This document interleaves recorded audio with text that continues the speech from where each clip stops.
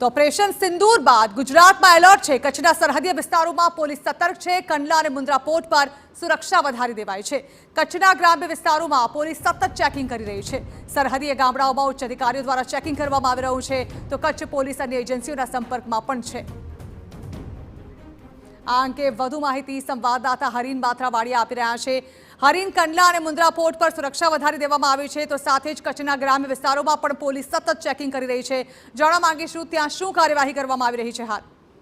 બિલકુલ, ઓપરેશન સિંધુ બાદ છે ગુજરાતમાં એલર્ટ જારી કરી દેવામાં આવ્યું છે અને કચ્છના જે સરહદીય વિસ્તાર છે કે સીધા તે પાકિસ્તાન સાથે કનેક્ટેડ તેવા તમામ વિસ્તારો છે અને કચ્છના અંતરિયાળ જે ત્યાં સતત અધિકારીઓ દ્વારા પેટ્રોલિંગ કરવામાં આવી રહ્યું છે।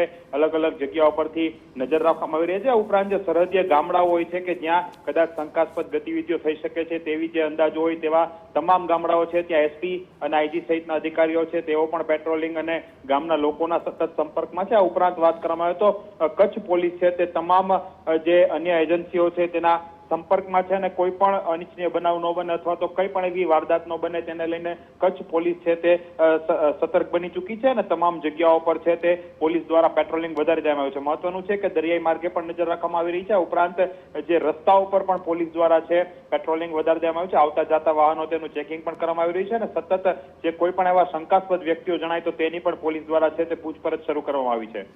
જી બિલકુલ હરીન, આભાર। તો હાલ દેશભરમાં એલર્ટ આપવામાં આવ્યું છે અને તેમાં પણ ખાસ કરીને ગુજરાત પોલીસ પણ એલર્ટ પર છે। ખાસ કરીને કચ્છના ગ્રામ્ય વિસ્તારોમાં પોલીસ સતત ચેકિંગ કરી રહી છે।